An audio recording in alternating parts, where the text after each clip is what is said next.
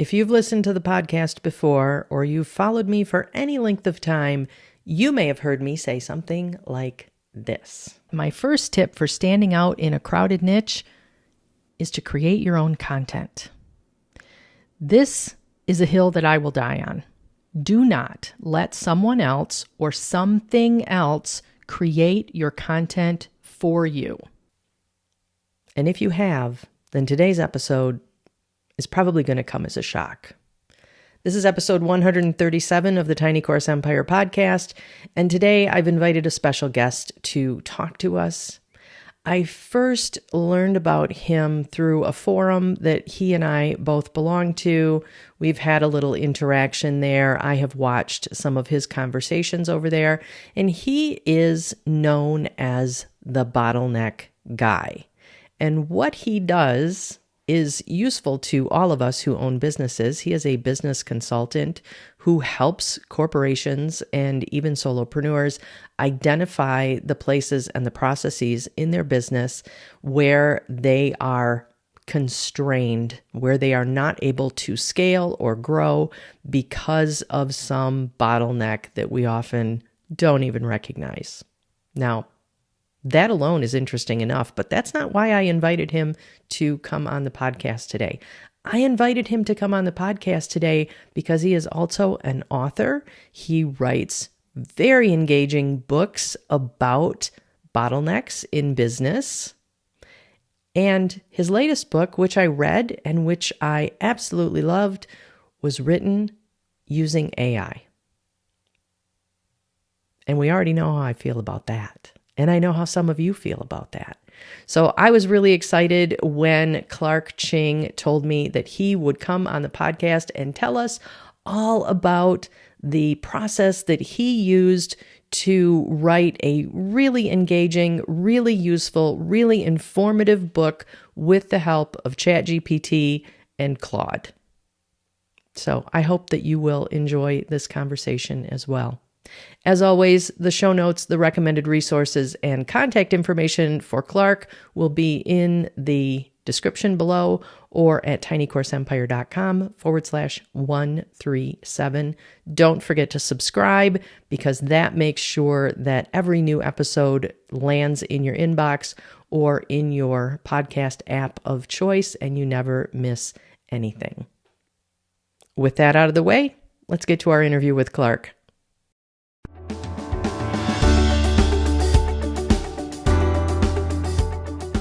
Welcome, Clarke. I am so excited to have you on the podcast today.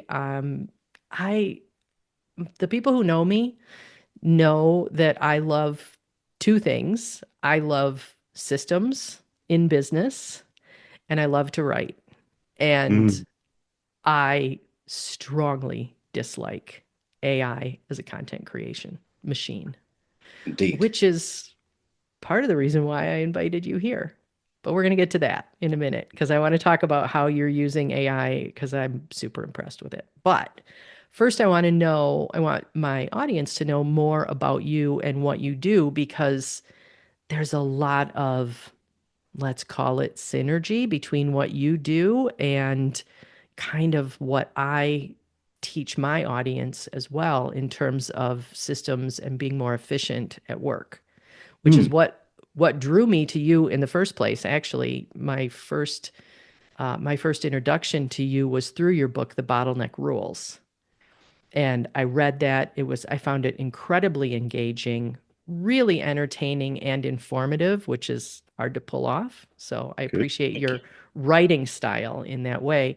And I learned a lot through that book. And mostly I learned that, and this is not anything I didn't know, but my biggest bottleneck stares back at me from the mirror every day, which is, just the way it goes when you're a small business owner, I guess. But so tell me about what you do and who you work for and what this bottleneck guy persona is all about. Right. Okay. So I'm Clarke Ching. I live in New Zealand. I grew up in New Zealand, but I moved away in my 20s to live in Scotland and Ireland. So I learned a few more vowels when I did that, and I came back here and tried to spread them around New Zealand, but they haven't really stuck. So living in Nelson, New Zealand, I'm in my mid 50s now, and um, for most of my early career, I was a computer scientist, and then a programmer, and all of that kind of stuff. And then in the mid 90s, I discovered a book I think is absolutely wonderful, and it changed my life, but it's very hard to recommend it these days because it's quite dated, which is a business novel called The Goal, by Ellie Goldratt, and it's a full-blown novel. It's actually quite it's a very engaging but sometimes confusing read, and it teaches the idea of how to find bottlenecks in factories. So I became utterly enamored with bottlenecks. But it took me probably maybe 15 years before I realized I was actually quite good at that stuff. And I had transplanted a lot of the bottleneck thinking into two areas.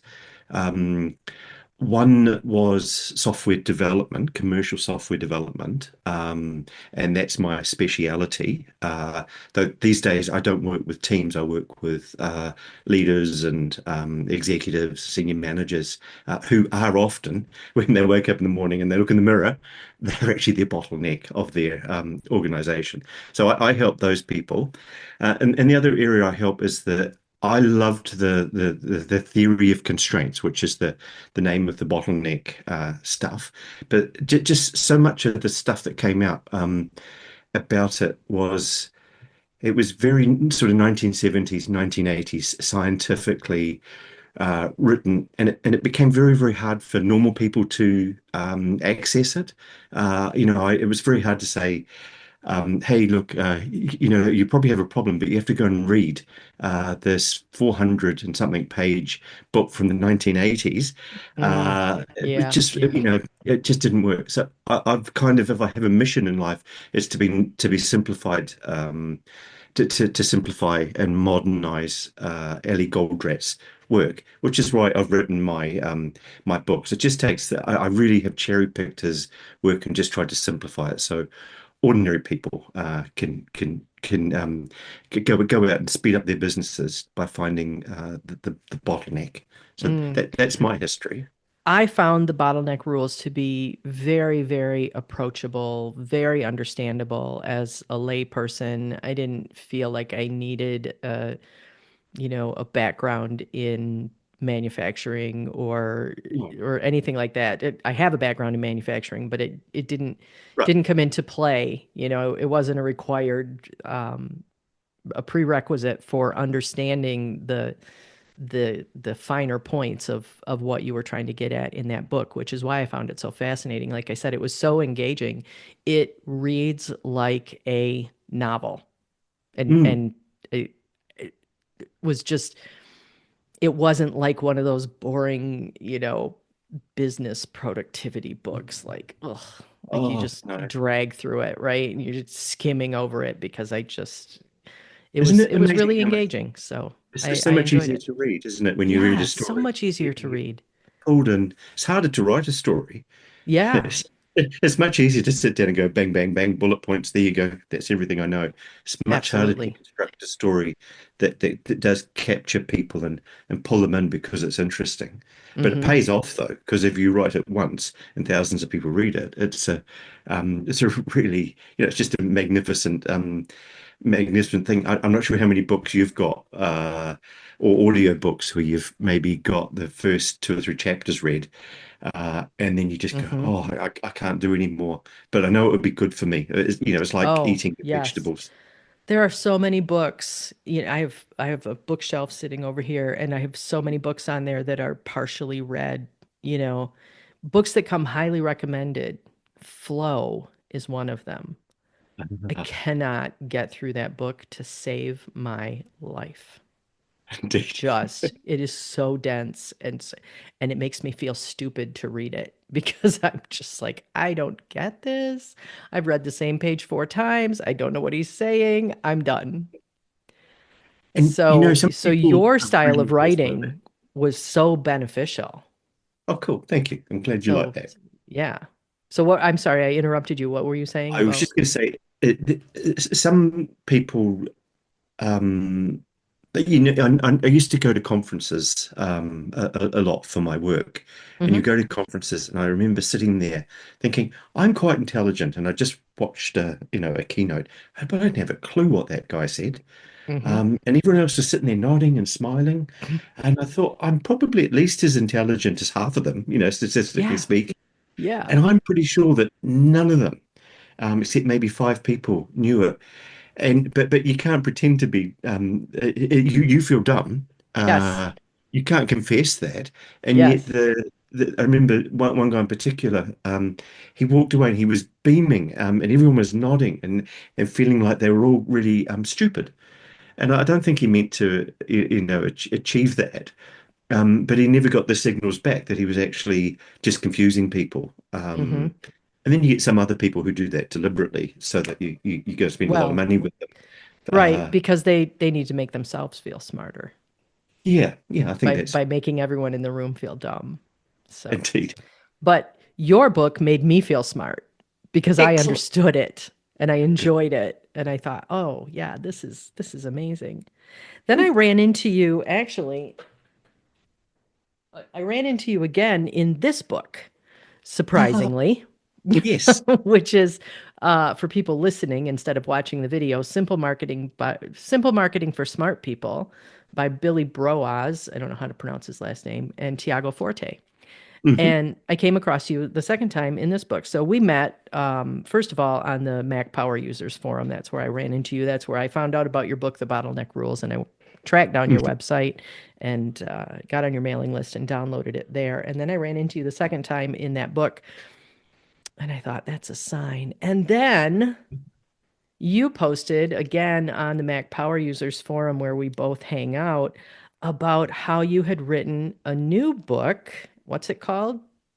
The Bottleneck Detective. The Bottleneck Detective, which you were kind enough to send to me and which I read. It was fabulous again.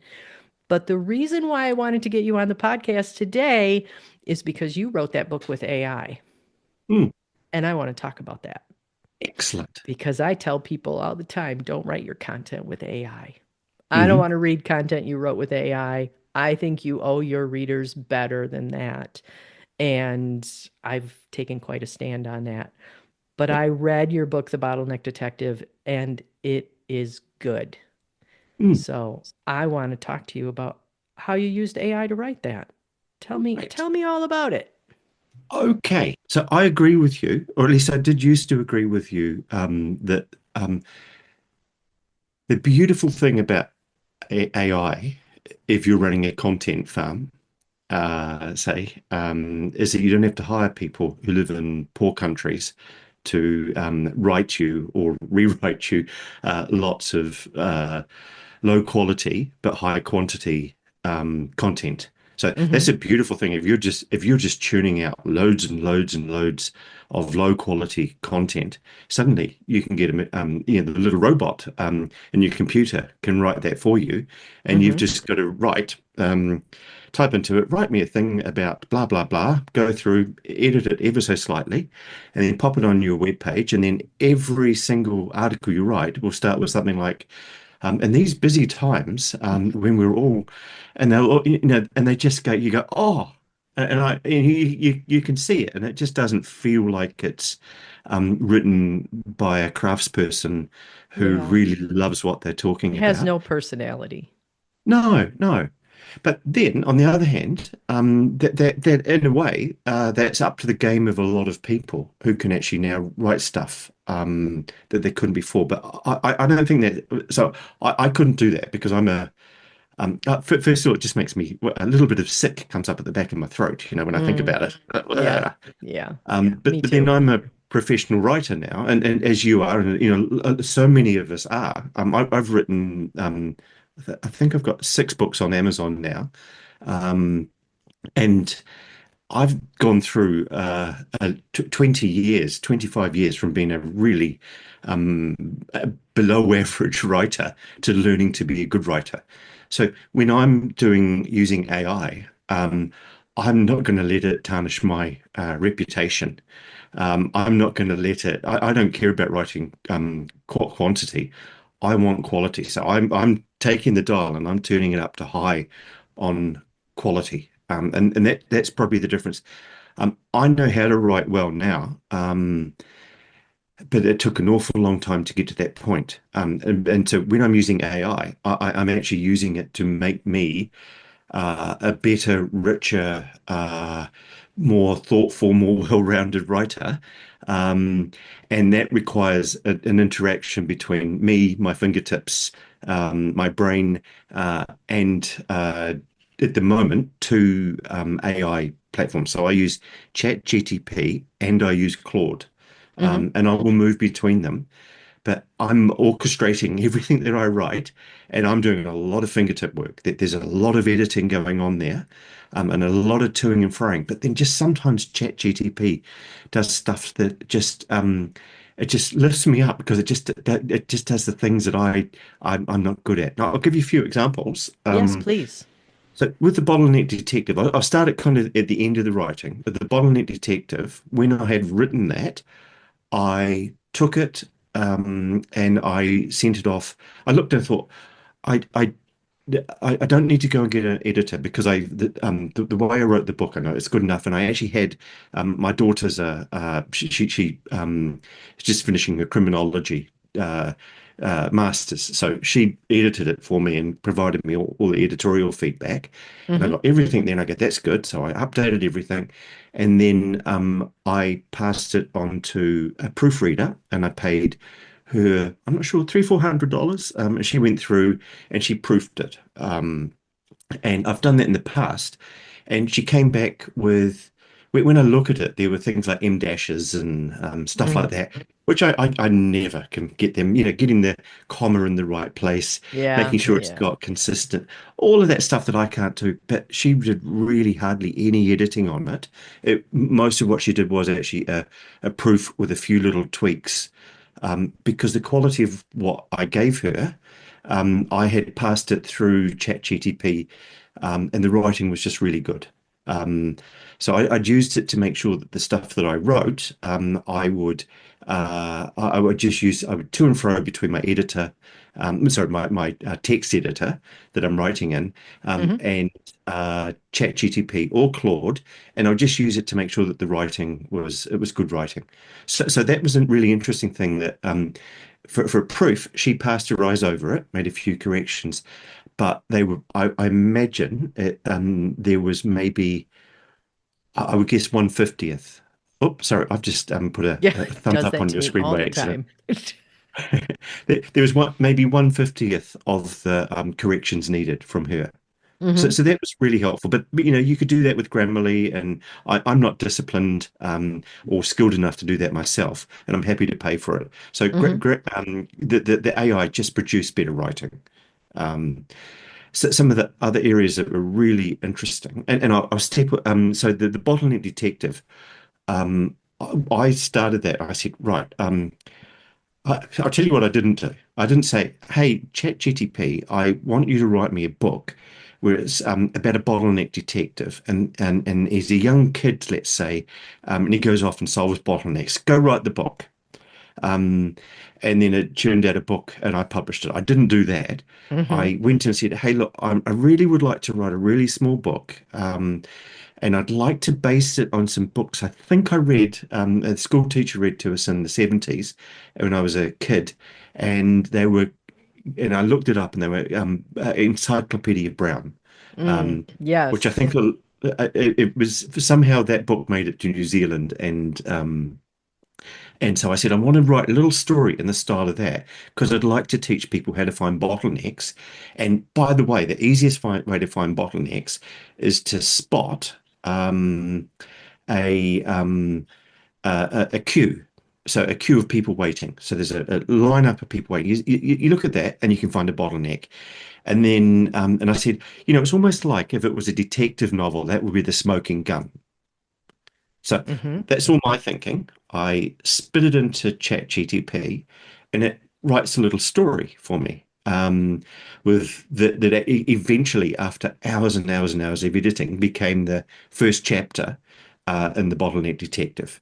So it was all my ideas, and I just asked it to write a story. And it put Hmm. things, it invented the name of the Starlight Cinema. And I go, wow, I would never invented the name of the character, which I think I changed. But it just wrote this little story in the style of an encyclopedia, Brett Brown, or yeah, and it just did that. And then so I butchered and butchered and butchered that, with my editing with my fingertips, and I moved it around, and I got the story until I go, that's a really good story.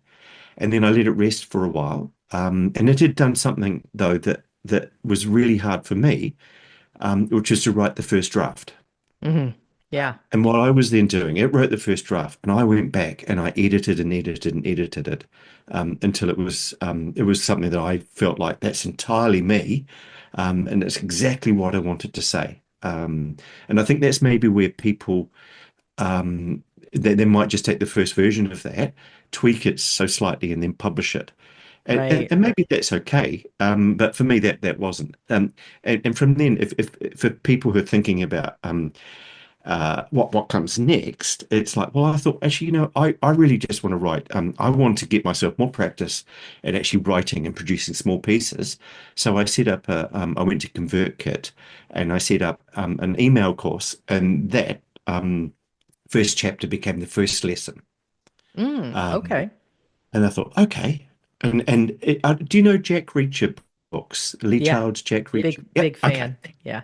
So Lee Child's, when he was still writing them, he would write the first chapter, and he would get that right, and then everything that came after that just happened. He Mm. didn't plot it all out, and so Hmm. I did the same with this. I thought, okay, I'm going to do. I've done the first one. Now I need to do the second uh, chapter. So I went back into ChatGTP, started completely fresh, pasted in my story and said, I want this, but now I want the bottleneck to be there, because this has happened. And then Hmm. it wrote out a story, and I go, oh, that's ghastly. So I type in some stuff. Actually, no, that's not quite what I meant. Da da da da da. And it writes something, and it invents a new character. I go, oh, okay, that's actually quite good. I maybe rename the character name. But then I would pop in, and I would take it, and I would go in and with my own fingertips, I would go in and I would edit and edit and edit until I go, okay, that's good enough. Um, and then I'd go, oh, what happens next in the story? And I'd figure that out. And then I'd paste in my second lesson into ChatGPT. I'd paste both lessons in. So this is what I got so far. The next bit I want is for the story to do this. And then it would spit out something, and then I repeated and repeated and repeated.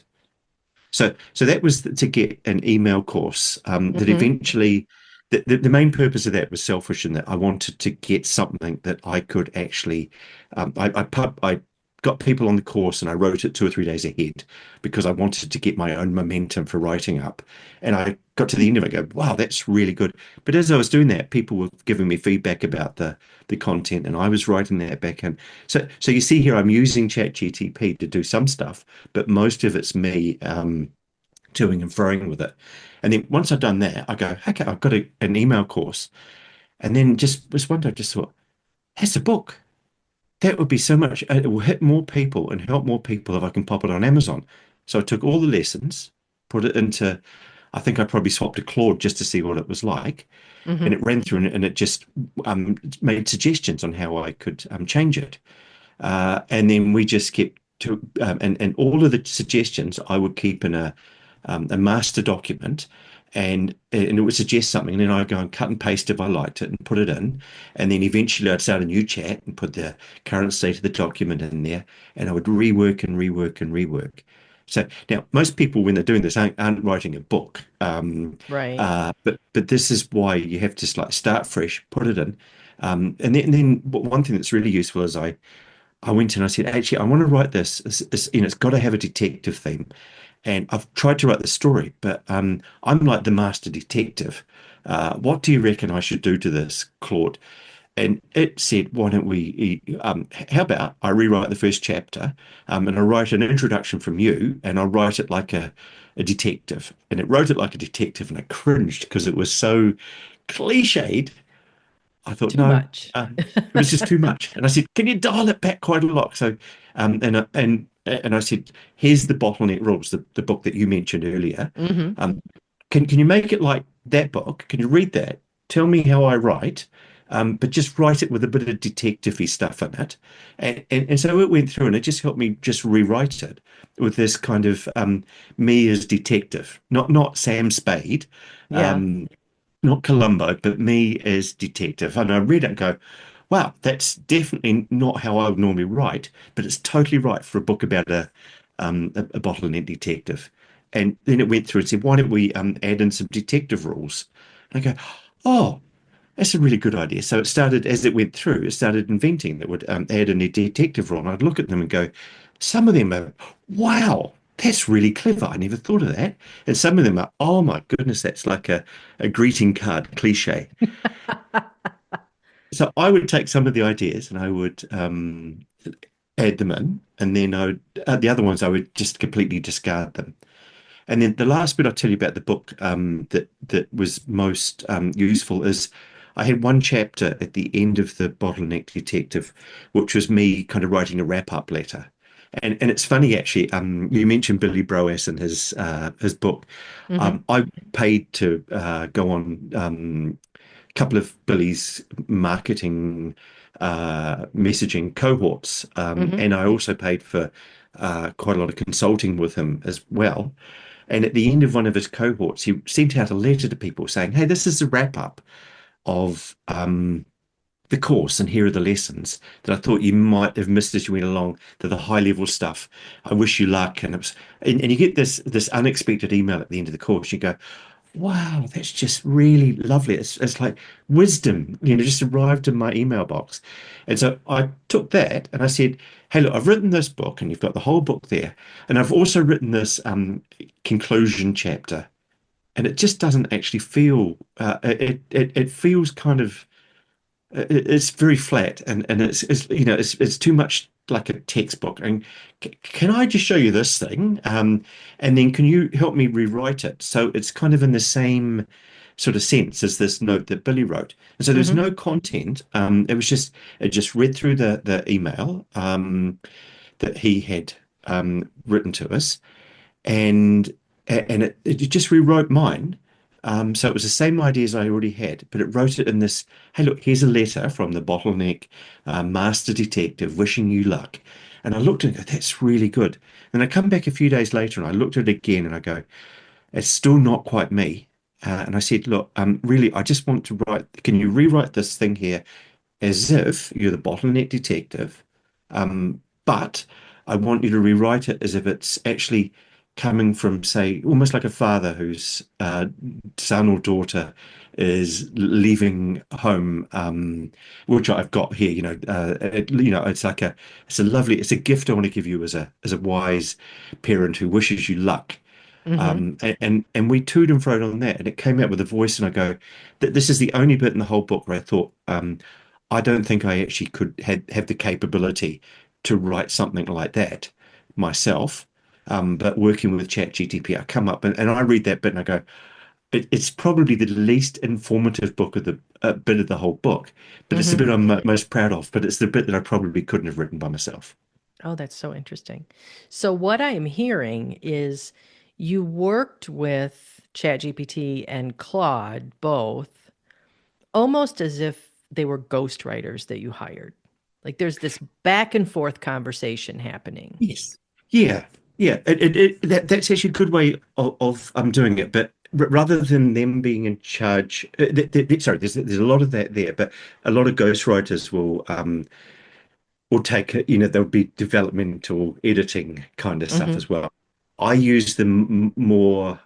There was a lot of to and froing, but I was in charge as the author. I knew what the book was about. I knew the process, so they helped me write bits and pieces.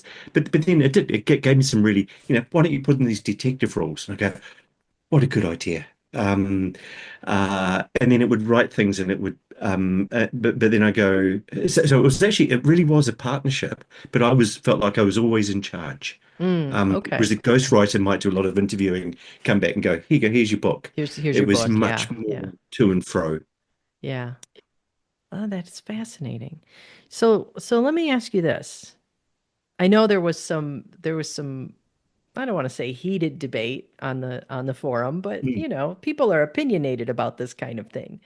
indeed. As someone who has used AI for a large portion of what was written. I mean, obviously Mhm. the ideas were yours and the final product is yours. What do you feel is your responsibility for like including ChatGPT and Claude as co-writers on the finished product? Yeah, Do you feel responsible for letting the readers know that this content was created with AI?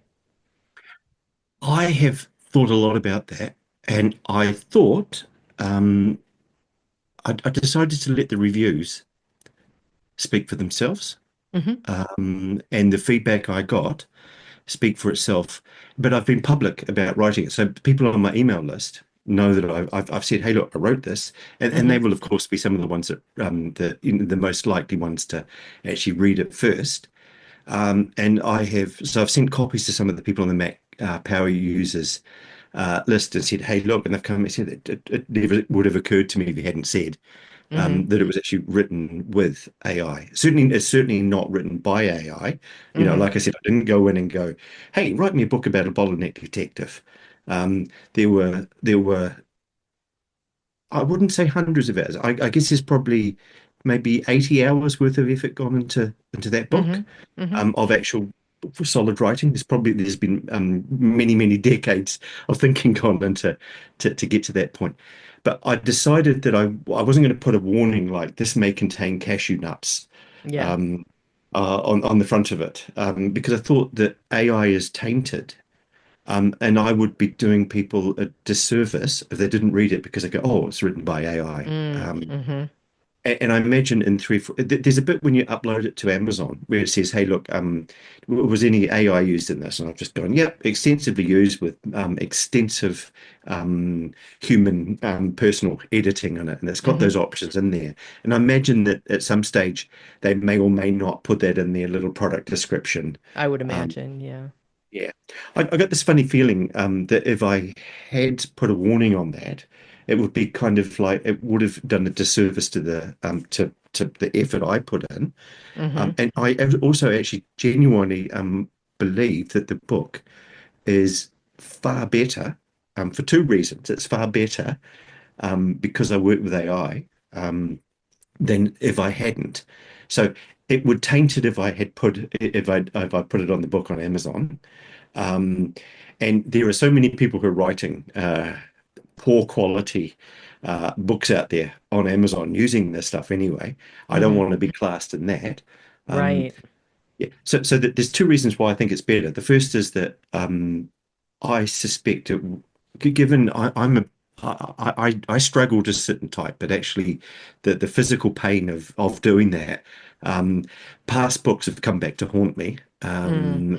So being able to actually go for a drive sometimes and talk to ChatGTP and talk through some of the ideas and then come back, that's been a magnificent way of having a very clever person to chat to that's not real. Then I come back and then I'll work on the book. So I think the book's actually much richer for having had a really two or three different partners that I can work with to come up to enhance the ideas or take a metaphor that I've come up with, enhance it, or for it to tell me to take out a really bad dad joke that I thought was funny that ChatGTP said it wouldn't. So if you take two things, this is almost like a binary thing.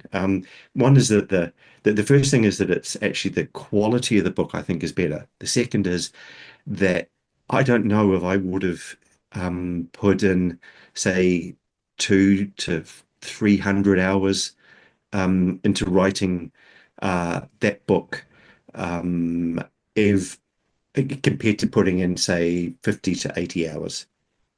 I just don't think I would have. So the choice was not a handwritten book, a totally manually written book like all my previous stuff, Hmm. or it was just like I just wouldn't have written it because it would have caused me too much physical pain and cost me just far too much time. So I think it's 10x, honestly, 10x my productivity as a writer, and I think the quality's gone up too. Excellent. So, having read two of your books, I know you said you have six published, I think. Having read two of them, I would not have known that The Bottleneck Detective was written Mm, using AI. I don't want to say it was written by AI because clearly it was not. It was no. written by you. Um, I would not have known that AI assisted you with it.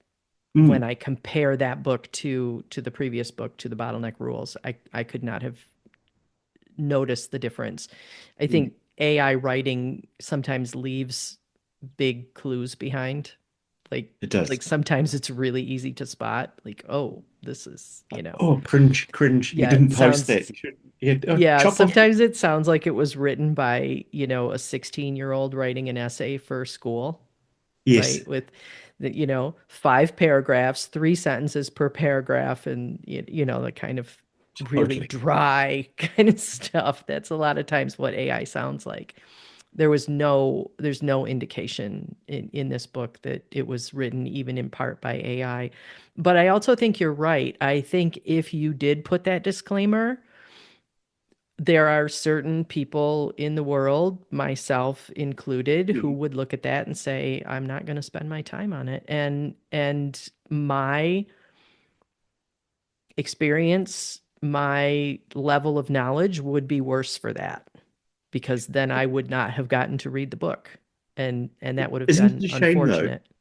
that because there's this whole world of people out there who whose profession is to write poor quality, well, Hmm. not poor quality, average, below lot that quantity rather than quality. So Correct. it Yes. taints everything, and that's why on the Mac Power users and with my email list, and also on LinkedIn, I have said, "Hey, I'm writing with this, and I think it will be bad for the world if we let all of those mass-produced, it's like the highly processed food kind of um, equivalent of writing. If we let that taint the people who are craftspeople, who are the equivalent of chefs, if you want to think about the highly processed food." Hmm. So I've gone out and so that's partly why I was really delighted that you contacted me because I don't think there will be more rubbish out there, but this gives two lots of people a chance to do better. One is like me. I know I'm a really good writer, and I know I spent 25 years getting to the point where I can write stuff that's really good, and I think it's making me far more productive, and I think it's made my writing better. Um, and the other is the people who maybe can't write as well. Hmm. So actually, I've got like a little bit of a dichotomy. I'm not actually a very good writer, but I'm a very good writer at the same time. I wouldn't pass English tests for spelling and grammar and all of that kind of stuff. But there's a lot of people who find writing really, really difficult. And Yes.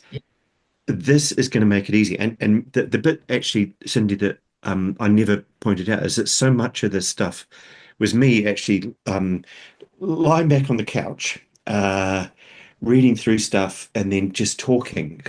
Okay, this is really good. I go into the voice mode, not the advanced chat one, just I just go through and I say, hey, look, I'm looking at that and I like this. And I'd love to bounce off that chapter which I've just uploaded, and I would like you to maybe add, just help me come up with a draft for something that takes the ideas I've got there, but put a contrarian point of view on it. Just say the opposite, and then can you just spit that out, and then I'll use that to edit it. Thanks. And then I push the button, and a moment Hmm. later, it will come back, and I go, oh, that's just so helpful. It just saved me 2 or 3 hours worth of typing.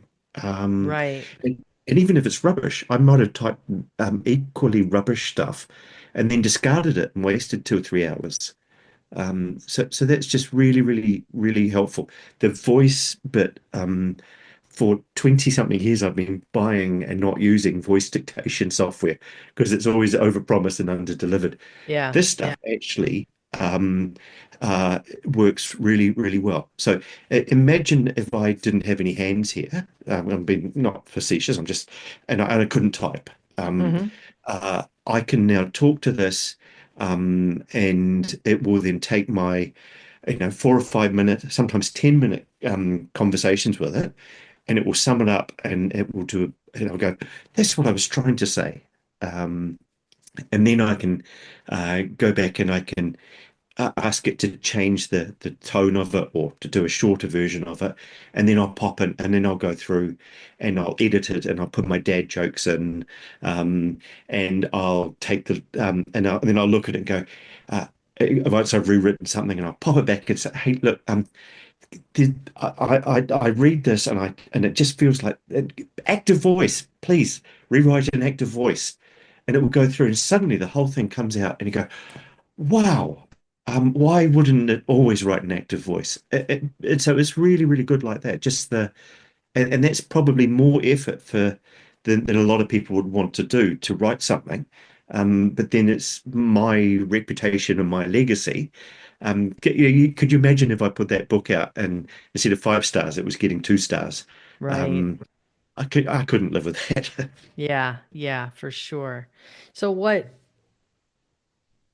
in the industry that I am in, Mhm. it is unfortunate, and this is, kind of a stance that I take, but it is unfortunate in this industry, in the online business industry, that there's always this need or this want or this push to find the easy button. Yes. Do this the easiest, the fastest way, no effort, passive income, all of those things, right? Yeah. And when tools like ChatGPT and Claude and Perplexity came along, there is a group of people in this industry who are teaching others that you don't have to do any work. All Yes. you have to do is upload the right prompt, Hmm. and ChatGPT will do all of the writing for you. And that's when I kind of stand up and go, wait a minute. This is not how you build a business. This is not how you write a book. This is not how you write a blog. But that's not what I'm hearing from you. I hear you put 80 hours of work into this. I'm not sure what your language rating is, but so I'm not going to say what I was thinking. But I worked an awful lot Yeah. to do Yeah. this. Yeah. But I swear, actually, I cannot prove it, but I'm pretty sure that I don't think the quality's up on my Hmm. writing. Hmm.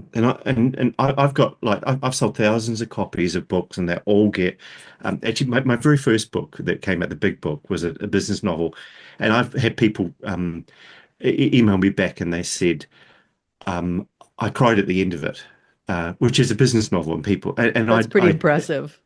yeah, and it's not because they felt like they wasted their time, but like I've read this 5 times, sort of thing. One Hmm. guy emailed me a wee while ago, said I read this, listen to the audiobook of this every year, as a reminder, and sometimes I cry at the end of it. So I've gone through this thing where I now know how to write stuff that is Hmm. totally, totally authentically me, but now I think I can, provided I write short books, which I think is far better for ChatGPT. I wouldn't write a long book ever again. But if I can write 2 or 3 books a year that make people's lives genuinely better, if I can make people cry more often, um, that would be, actually, that would be ridiculous. But All if I right. can write stuff Clark's that people goal is to read, make people cry, make apparently. people cry more often. Yeah. But you know this, when I listened to your podcast, before we talked, I went back and I've listened to 3 of the more recent ones, and you can tell with that there's real quality and care, and you're trying to make the world a better place. I can tell that you're marketing and you're doing all of that stuff, but it's authentic, it's real, it's useful, and for you might find it easier to sit down and just maybe I don't know how you prep it. I won't, but uh, if you find it you may find it easier to sit down and just stick with the way that you do your podcasts. For me, I might sit down and go now, and I never would have before. I might sit down and go, actually, I want to write, I want to do a podcast, or I want to write an essay about this idea. And so now I'll switch to ChatGTP and or Claude, actually, I think is sometimes better at the moment. And I'll say, actually, can I give you an example? Yeah. That Yeah, I think this one was really blew my mind. So the stuff that is in Billy Boris's book is about using his marketing approach, which is absolutely brilliant, and everyone should read that book and then go hire him to help think about how to be a marketer. Um, but when we the stuff that I worked through him was with me working with um, leaders who were bottlenecks. Like you said earlier on, you look in the hmm mirror and go, "Wow, I'm the bottleneck," and so Yep. many leaders are. And I've gone through one of my clients. I grew her from together we worked together, and she grew from having 30 um, staff to 300 um, over the last 3 years or so. And can you imagine the growth that she had to go through and a whole team had to go through? And now she swears that she's better as a leader of 300 than she was of 30. And I Oh, was thinking, wow. I want to explain this sort of with a metaphor, because that's as a writer, that's one of the things I just use all the time. And I'm thinking a snake. Snakes grow that. I don't know if you know snakes. As they grow bigger, they have to shed their skin. Um, Yep. then they'll grow into the next size and the next size and the next size. Well, that's quite a good metaphor, but it's not like her team got bigger, but it just didn't kind of feel right. No one wants to be compared with a snake. Yeah. So I went into ChatGTP and we had maybe an hour and a half conversation where I said, "Hey, look, I'm looking for a metaphor." I described all of this, and then I said, "Can you suggest one?" I said, "How about a butterfly at a chrysalis?" And I go, "No, vomit. That's Cliche. Super yeah." cliche. And we kept going, and then it said, "How about a hermit crab?" And I go, "What?" A hermit crab. They move from shell to shell, and as they move from this shell, they go out and they actually have to be very brave and move up to the next size shell. Yeah, And when they naked. get there, You have to suddenly you move look around. naked. Then they're naked. Yeah, they go out naked, and everyone looks away in the sea. And then they move up and they get to this new shell, and then they've got to grow into that shell. But they've also actually, if you think about it a little bit more imaginatively, and if it's as a metaphor, you've also got to abandon the stuff, a lot of the stuff that you had that was perfect for the previous shell. You've also got to acquire new stuff that fits in the new shell. And then Mm. as you're doing that, you've also got to be on the lookout for what the next shell is going to be like. And so ChatGPT came up with this, and I ended up running sort of effective short training things for a whole lot of people that worked in this company because they had grown massively during this time. But because that metaphor of the hermit crab, as people grow, they have to abandon stuff, move in, get new stuff. So many people were going through that, and they just loved the metaphor because it was just really it was just easy for them to imagine. It was, but I would not have come up with that myself hmm because I didn't know really that much about hermit crabs. But with ChatGTP and we went through and we just had a really lovely little chat. It suggested a lot of things, but that one there, I go, oh, that's it. And so that kind of use and Yeah. and and could say, hey, spit out an article based on that. Yeah. Um, or I could not. I could just like in that case, I just turned it into a keynote presentation and just talked through myself. But the ideation and the spark came from the two of us working together, and neither of us would have come up with it by ourselves. Yeah. Yeah. I love that. I love how you use it as a tool, but it's not the only tool in your No, toolbox. It's which is a lot of times the way we hear about it being used as the only tool in the toolbox. Just do this Yeah. one thing and be successful, you know. And it's funny, the ones that we're normally hearing it from. I did subscribe to one Substack that was about writing with AI, Mm-hmm. and because I thought actually I'd love to do this, and it it was kind of interesting. But they had basically they were they're very cleverly selling information that people want. Mm-hmm. Um, but I don't think any of it would actually, for me, it didn't trans. It seems like it would work really well for people who want to do quantity, and it would actually lift the quality up. So it was actually it was a good stuff that they put out. Mm-hmm. But again, it was the quantity that it was all of it was starting with dollar signs and easiness. Mm. Um, and you said the word easy before. Yeah, That the yeah. people that want the easy way of doing stuff. Um, and and and it certainly can do some heavy lifting for us. But at the end of the day, it just we could, if we wanted to, get whole lots of chat GTPs and Claudes and have them one day talking to each other. Um, and they could be like that war That's games thing where they that's play tic-tac-toe, terrifying. isn't it? That And they is a could be terrifying producing thought. content and consuming it. Um, Yes. yeah, And then producing more of it. Yeah, that's just a terrifying thought. maybe that's how the world ends, Cindy. Well, I've seen Terminator. I'm pretty sure that is how the world ends. I think so. Yeah, But not today. not today. Got a Not few more today. years left in We're us. not we're not there yet. Clark, this has been fascinating hearing your process and reading through your books. I truly, truly enjoyed both books that I read. I've enjoyed getting to know you better. Thank you. Where can people find your books? Right. Well, they can. So there's one other Clarke Ching in the world, Oh, and okay. he's a With an E, dentist. And Clark with an E? actually, I don't know. Oh, okay. I've never Because met him, but because you're if Clark you, with an E, I'm Clarke right? E. Yeah. Yeah, Yep. yeah. And he's a dentist. Okay. And he's in Canada, and way back, our ancestors would have left Cornwall and Devon, and some went to Canada and some went to New Zealand. So we are related, but Clarke Ching is a very distinctive surname. So if people want to find me, clarkeching.com. If anyone that's listening would actually like a copy of either of those books, I make my money from consulting, and I try to be as generous as I possibly can with giving away the books and actually making them useful. So if anyone would like a copy, they can go to Amazon if they like, but just find me on LinkedIn or just email me at clark@clarkeching.com, and I'd be very happy to send a free PDF of any of the books. That is Uh, very generous. They are well worth reading. They're quick reads. I think it took me 45 minutes to read The Bottleneck Detective, yes. Yep. and it was every bit as entertaining as any movie I had ever seen. So, well worth the time to invest in reading them and well worth looking at them even from a standpoint of knowing that this was written in partnership with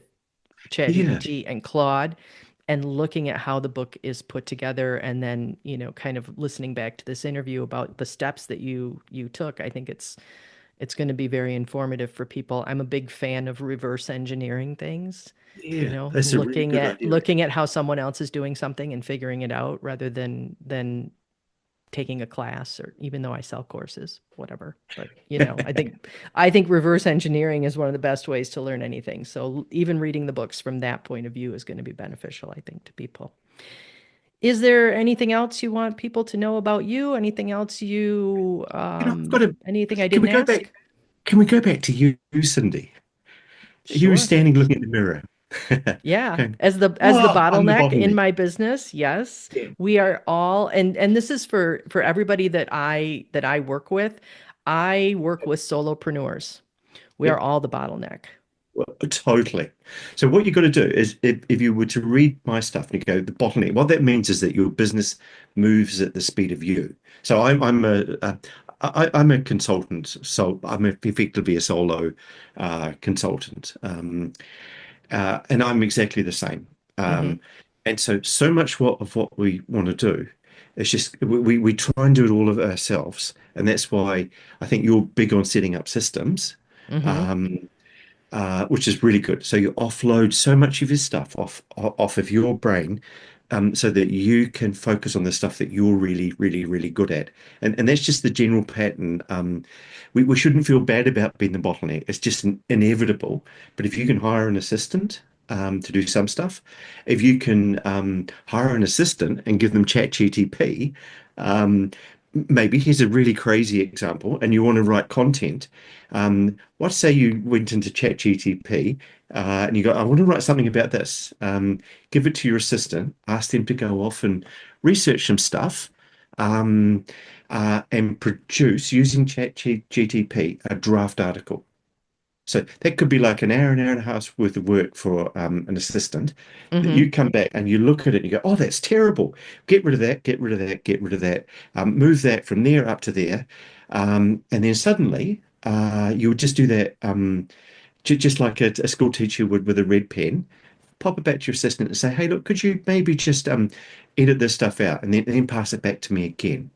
And now we've got this weird situation that you're working with someone who cannot obviously write like you, but you're working off a draft that's actually reasonably good quality, but it just doesn't feel like you. And then you can do the editing. You came up with the idea.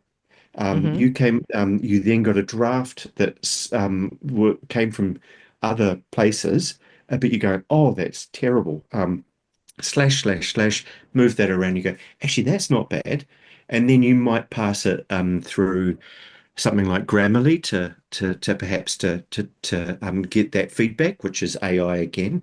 You might even, if you were brave enough, you might even think of running the spell checker on it, which is probably, we don't call it AI, but it was it's the most rudimentary form of something like AI. It's all other people's work, over Yeah. many centuries. They call it So you AI now because AI is the buzzword, but it's Yeah, been AI for a decade. it's actually, could you imagine if they did invent spell checkers now? It would be AI spell checker. You did Yes. right, yeah. So I just think that there's lots of things that you can do, and I'm really not trying to push the AI thing because what I'm trying to, I think the reason why I decided I would be vocal about it is that I think it's actually made a huge difference to me.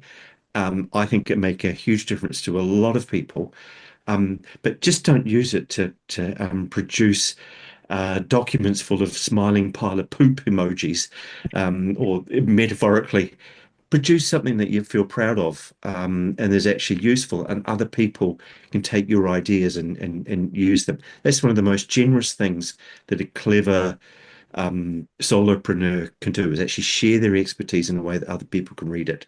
And AI just makes that easier, but you can also go the evil way, and just produce, um, you know, piles of poop, Mediocre stuff. yeah, not good for Yeah. anyone. Yeah. Anyway, I'll hop down off my soapbox now.